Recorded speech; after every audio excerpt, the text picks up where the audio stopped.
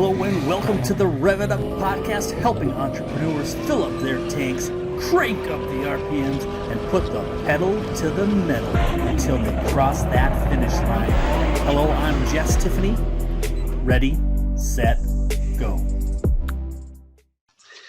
Hey everybody, welcome to the podcast. Super excited to have Sumit, Dr. Sumit Chowdhury, and he is an amazing gentleman, and very excited to have him here. He is the founder and CEO of Gaia Smart Cities and mentor investor at Susovero. He's a global thought leader and CXO in the field of smart cities, telecom, information analytics, and urban design enthusiast. He has many amazing prior roles, being president of CIO of RelianceGeo, VP of IBM, CIO of Reliance Communications, and managing partner of KPMG. So those are some pretty big companies, and just excited to have you here. And before we get too far, Sumit, is there a good place for people to find your information, find your work, and whatnot? So my LinkedIn profile is quite up to date, and I happen to have a Wikipedia page as well. So both of these provide adequate information about what I have and what I am, and my background, my history of my influences in life. Fantastic. I think. And before we get too far, I noticed those beautiful paintings in the back there. Can you tell us a little bit about how those came to be? Good. Thank you. You noticed. So those paintings are one of the first few that I put on canvas about probably 15 years ago. But I have been painting since I was a child. So and over a period of about 10 years, I would have painted as a learning through a proper schooling. But later on, I started developing my own style, and this particular style is very pertinent to the Bengal school of painting. I am a Bengali. I'm from Bengal, and I speak Bengali. But there's a Bengal school of painting which has. So I use this shape, and I make everything out of commas. If you go and you go to closer to my paintings, you will see that all shapes are like commas. So I build abstract figurative art using a building block which is a comma. Like people have used dots for things, and people have used different things. I use a comma. Okay. There is a philosophy behind it, and I can talk to you at some other time about the philosophy of the comma. Is about the continuum of life. My exhibition in the US, I have done 4 or 5 exhibitions in the US of my paintings, and the exhibition was called the Continuum.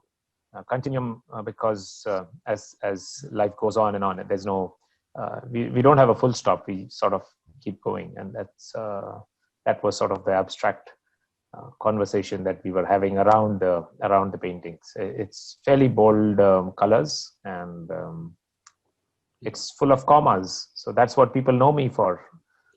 Somebody named it commism. Like cubism, they said you have come up with a new method called commism. There you go. So there it is. Oh, that's funny. Well, perfect. And then, so tell us a little bit about your entrepreneurial process that you've kind of gone over multiple years here. Obviously, you kind of moved up in these big companies like IBM and KPMG and others. Can you tell us a little bit about your entrepreneurial path and how you got there?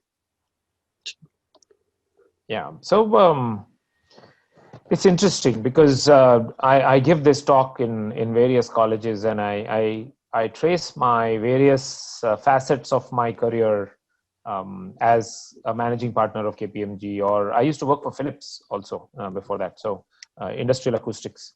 And then I joined from KPMG to being a CIO. And on almost every job, I have realized that I have spun off something, and somebody else made money off that spin-off that I engineered in some shape or form.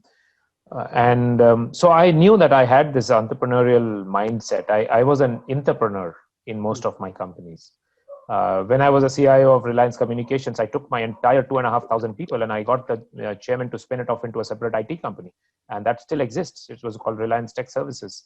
And you'll be surprised. I mean, all 2,500 people were so excited to be part of the development of an internal spin-off and growing it. And I have extremely loyal following of that entire team, even 10 years after I have left that role. Subsequently, I was at Geo. RelianceGeo was, as they used to joke, it was a $20 billion startup. It is now one of the biggest companies. They just sold 20% of their business for the biggest fundraise ever in the lockdown phase. They probably raised $20 billion over from Facebook, Google, Microsoft, big General Atlantic, like name the big company, and they have invested in Geo over the last 6 months. So I was the CIO of that venture, and I saw massive scale entrepreneurship at its best, and gave me a lot of ideas to think big, to execute big also. How do you create a plan? How do you execute that plan in record space and time, and be able to mobilize resources, and constrained optimization along the way? And all of those things have come in handy when I spun off 5 years ago into my own venture of Gaia, and we wanted to create an IoT network. We wanted to basically say that, look, everybody's talking about broadband. Can I create a narrowband company? Can I create a narrowband telecom company only for sensors? Can sensors talk to each other? Can sensors talk and give us information that would change how we live and breathe and work on the planet? So basically, we started off doing that, and over a 5-year period, we have been able to do quite a bit. It has not scaled. So let me be very, very honest. IoT business was a hard business. Deployment on ground and maintaining and managing the assets were hard, and we have done well. We are a profit-making company, but it's not a $1 billion profit-making company. It's or a $1 billion loss-making company either. It's just a profit-making small entity.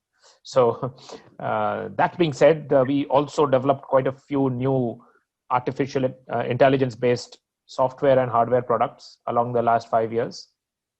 And we spun off one of them into Susovero.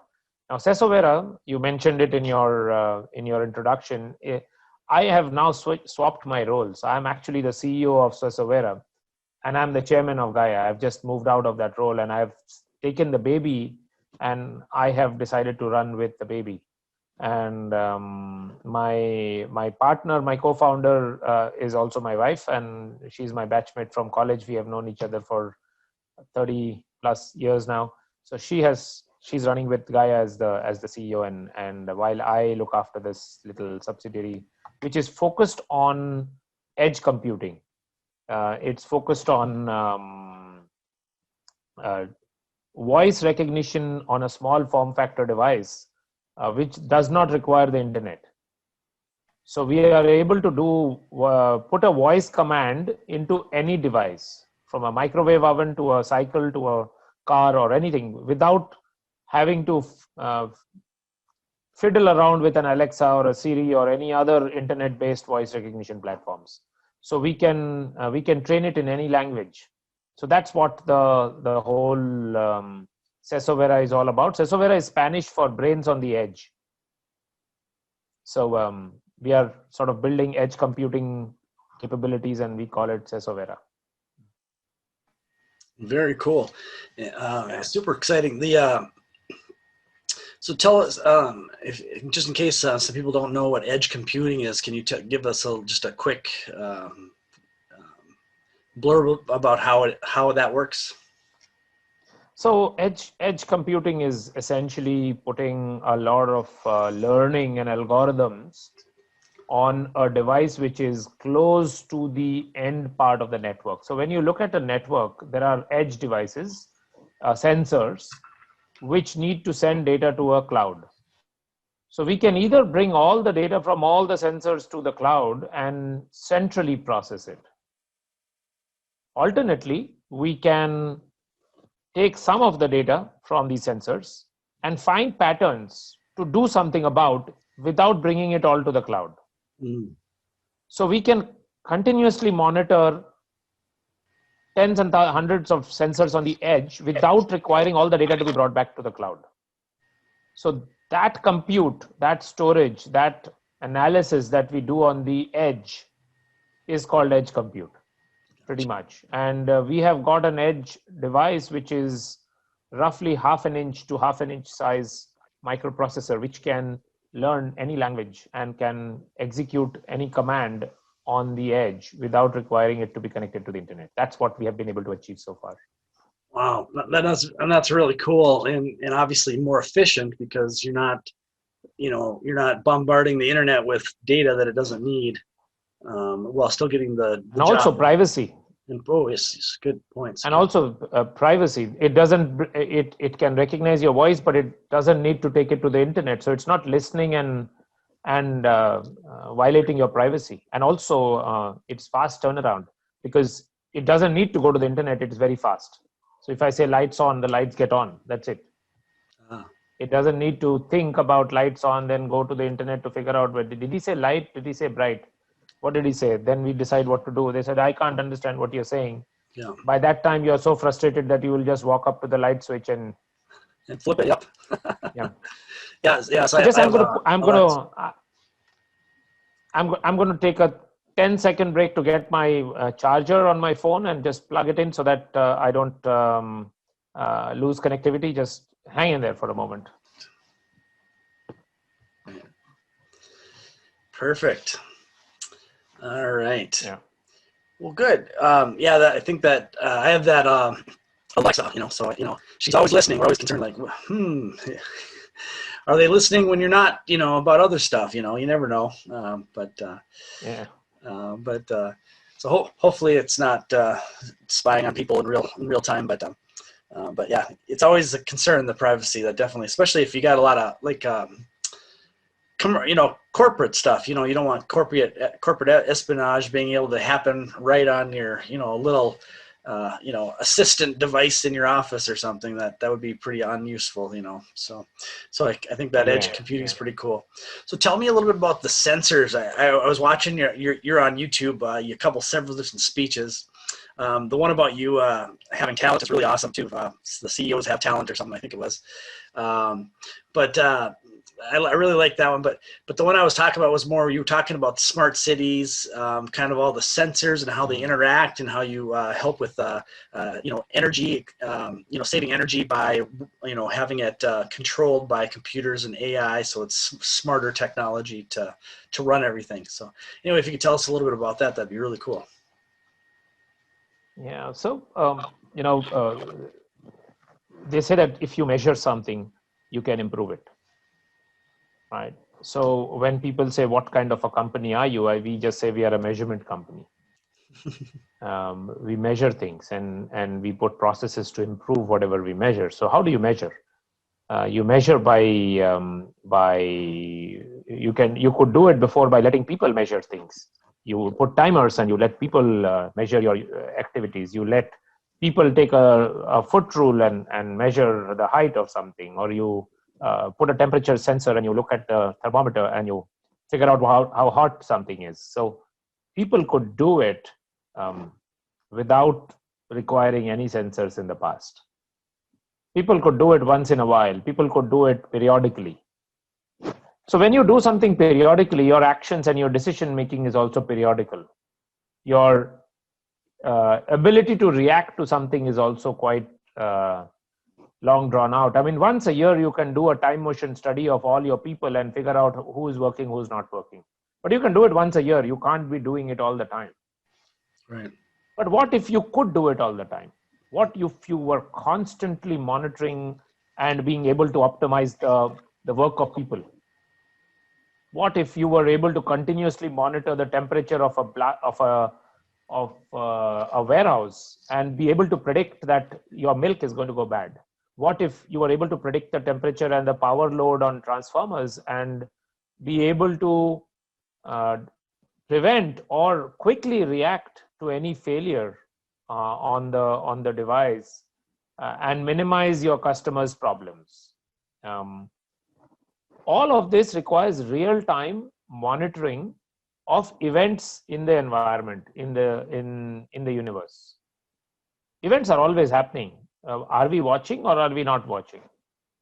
And if I can extend my ears, and if I extend my eyes, and if I extend my hands to sensors, to artificial sensors, who are also extensions of our human capabilities, or even beyond human capabilities, to measure things that were either measurable or not measurable before by humans, or were not measurable in the frequency with which humans can do it.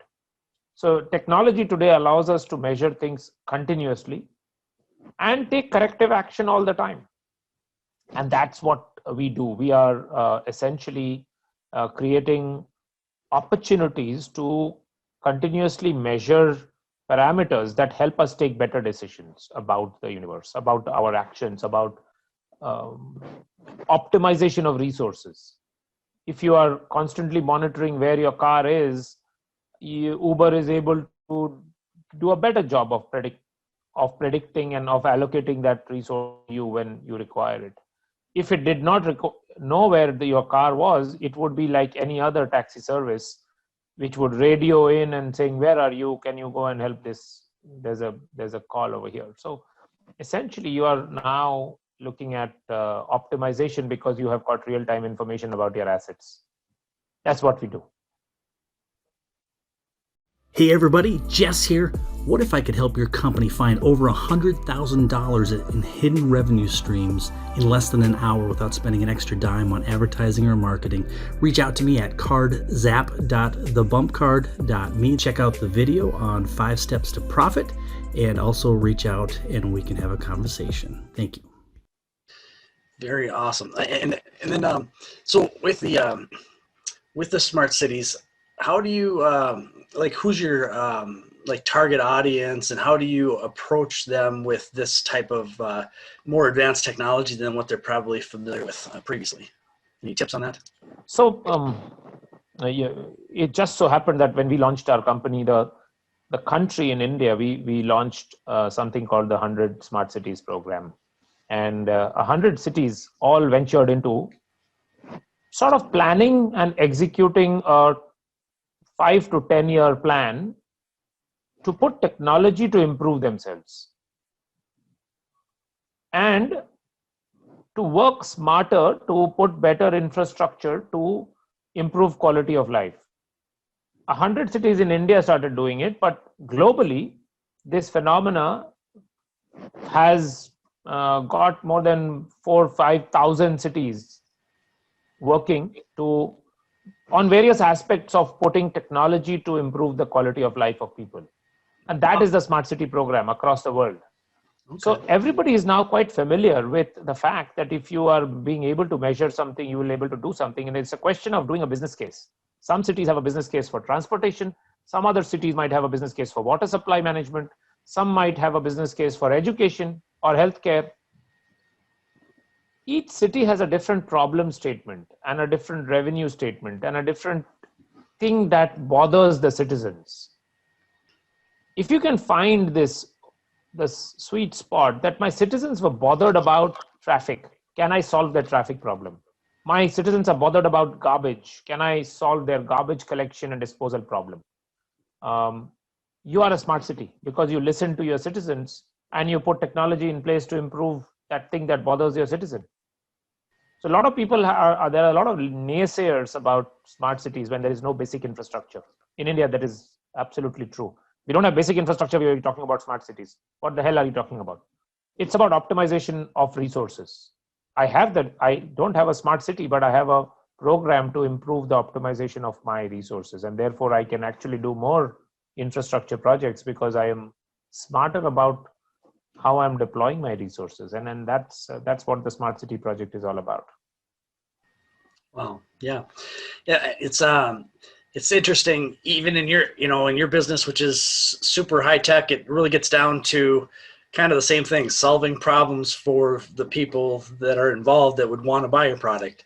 And if you can, absolutely, if you can represent that, then they're going to, want to buy your product, so it's, and I like how you're, kind of isolating, if it might be too big of a project to, make a whole city smart, but if you can make the hospital system smart, that'll make an improvement, or like you said, the garbage system, or, you're able to take individual pieces and kind of fix those pieces, and which will improve the standard of living for everybody.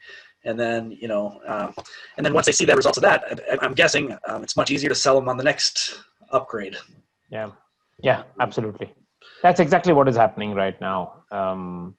One step at a time. It's difficult for people to comprehend the opportunity space. There's enormous. The opportunity is enormous, especially because we don't have the legacy of one mistake. We are leapfrogging to some extent into quite advanced technologies right now. Awesome. And before the show here, we were talking a little bit about your new venture that you're kind of launching today with your daughter. And I definitely love to hear about that.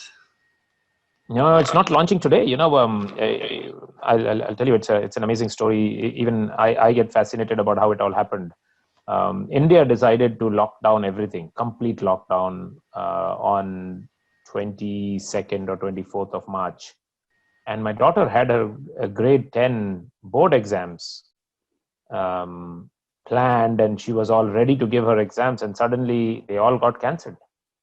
So here she was working really hard to really do well in studies, and she's been baking for 7-8 years before, baking cupcakes and cakes and selling to her friends. And she went pro a long time before I went pro. But so we both decided that, look, every day is going to look like a Sunday now. Like, we are going to stay at home and we'll have time.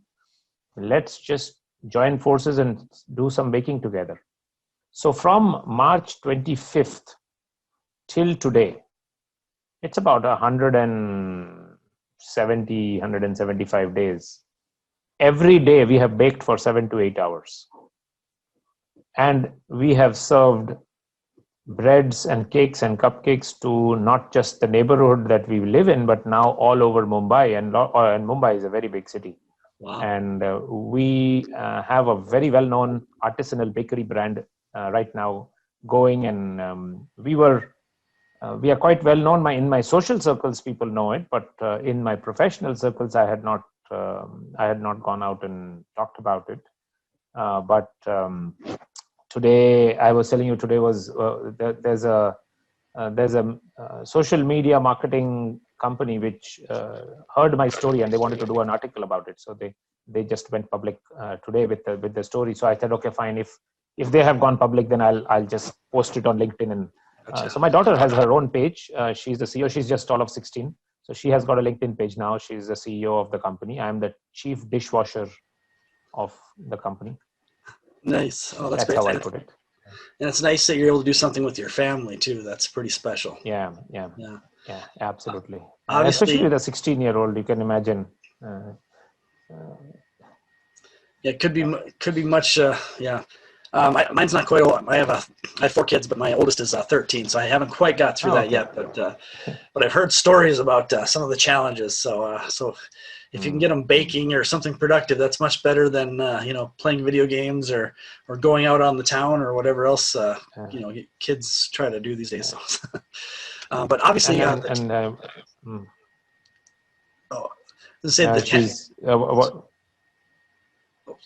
a leg time there. Sorry about that. Yeah. No, I was just saying that we have been waking up at 4 and 5 in the morning every day. So before my other 2 jobs kick in, we are done baking. Oh wow! Yeah. So you're busy. Yeah, very, very busy. Very busy. Yeah. And now we also started our company in the US, and so the US team kicks in at 6 in the evening. Okay. And they go till 9:30 at night. It starts at 4 in the morning and goes till 9:30 almost every day. Okay. So if some people that want to improve their city or get some edge computing type stuff, how do they reach out to your company? Both the companies are online, and you can actually reach out to Gaia, gaia.in, Gaia.in is the website. And once you get to Gaia, you will see all the use cases of things that we have worked on, including the edge computing stuff is also mentioned there because we incubated the whole thing within Gaia. we have separated the other one, and that was fairly stealth mode till recently.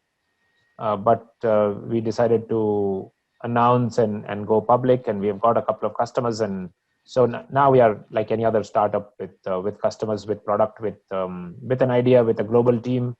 We just hired a very senior director out of Qualcomm in the US. Okay. He's joined in as the CTO of the company. He happens to be my batchmate from my college, and so we are two college friends now as the co-founders of this new venture. Oh, that's nice when you can work with somebody you like and trust, right from the start. Yeah. So that's pretty Absolutely. Cool. Yeah. And I know you have a book too. Are you able to tell me a little bit about that? Yeah. So being in CXO or leadership positions, managing a lot of people across multiple countries,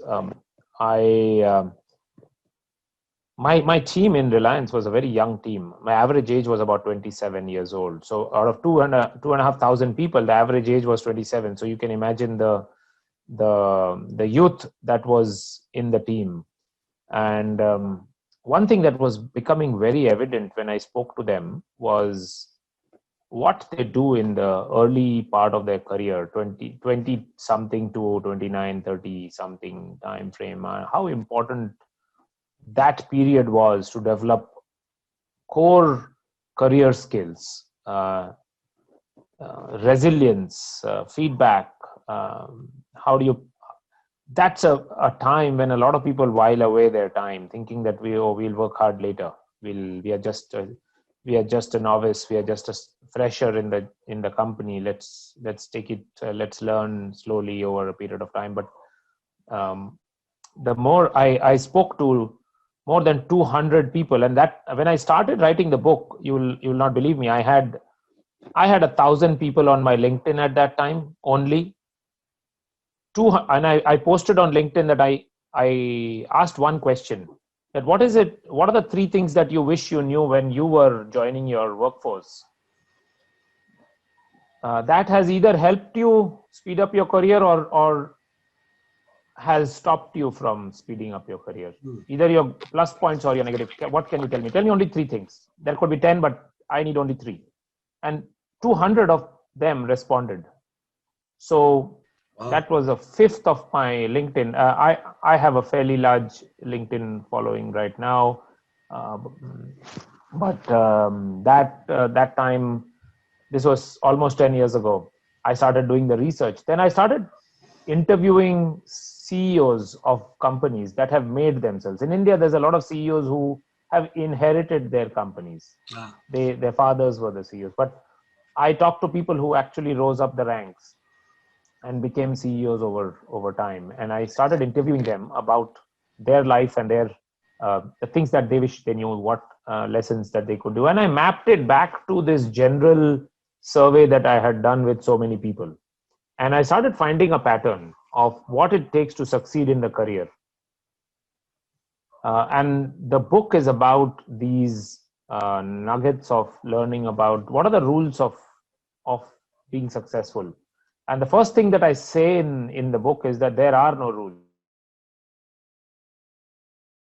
So I start off by saying that you have to define the rules of your own game. And I talk about how you have to first understand the rules of the environment that you're in, and then you need to master them, and then finally you need to break them.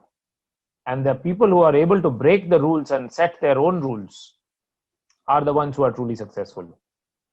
People who are able to be genuine about what they are doing, and how can you be authentic about your how do you build a personal brand, and how do you nurture it, how do you work hard? I mean, there is no how do you develop learning, how do you get feedback? I think a lot of people talked about getting positive or negative feedback, and the fact that they didn't know how to take feedback was their Achilles heel.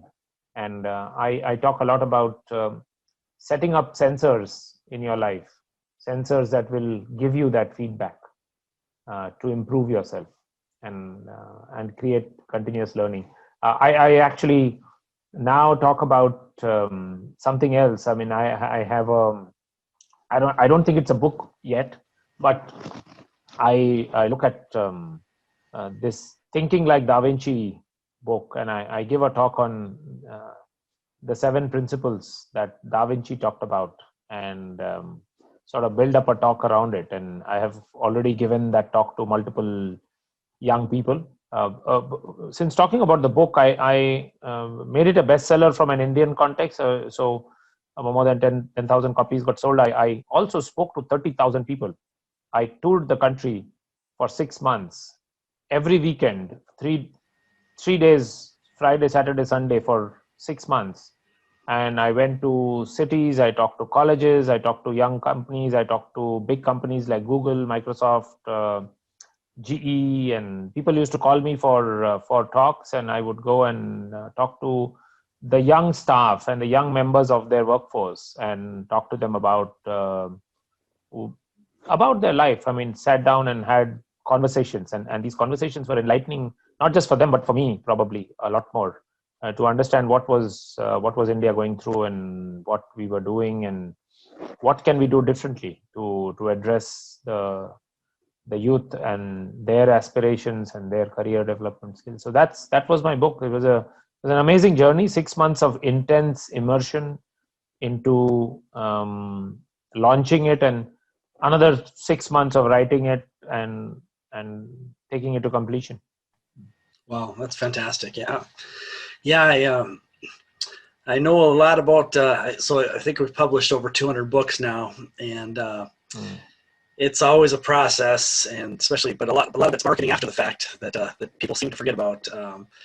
So you definitely did a good job there getting the book out there. So that's awesome.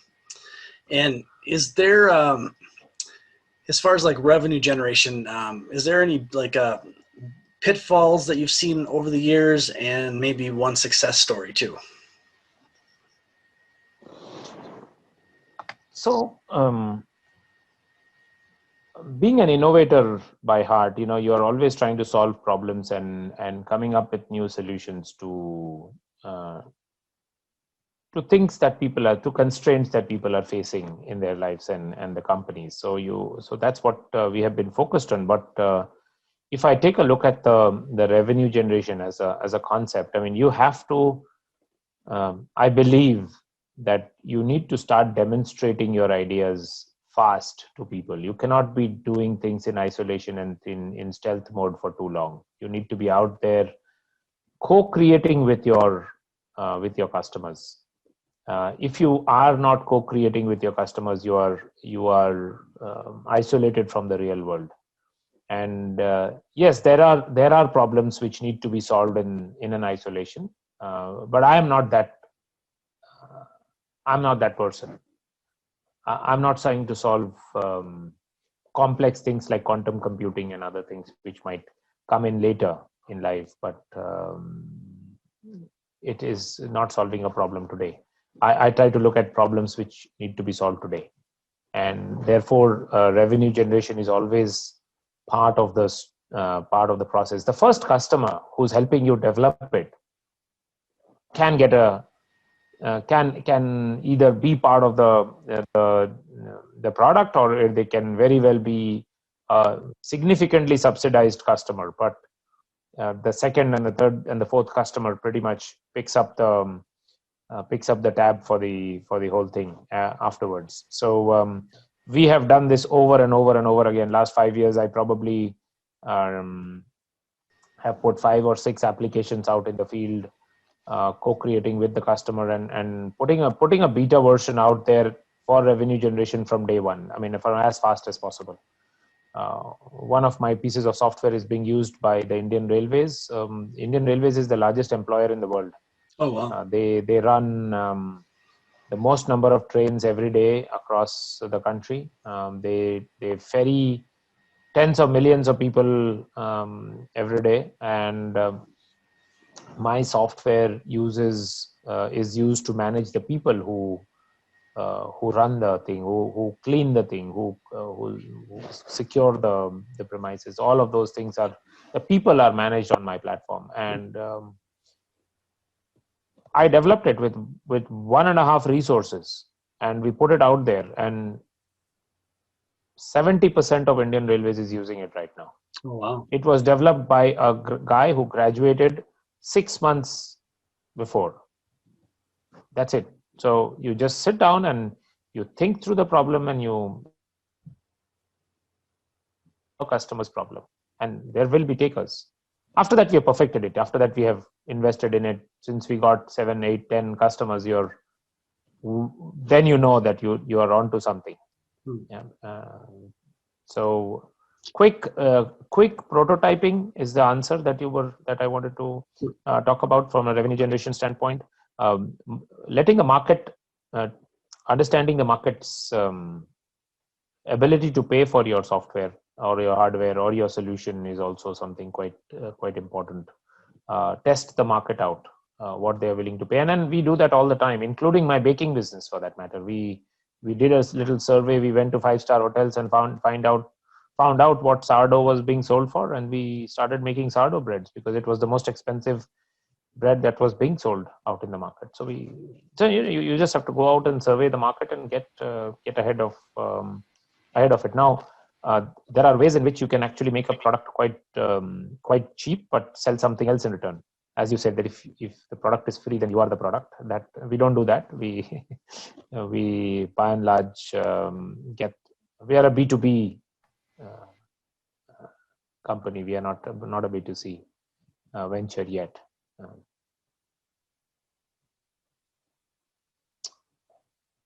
You're on mute. Whoops. So do you sell mostly to cities or to like individual companies mostly?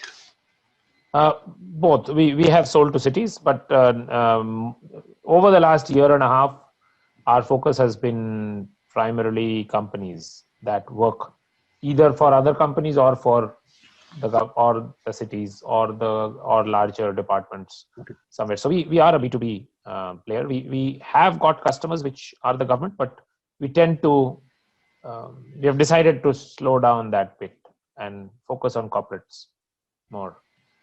Gotcha. Very cool. Well, I probably should wrap it up here, but I wanted to just thank you so much. I'm really interested in this technology that you've created. It's pretty cool. And the baking business was very fun. I enjoyed talking about that.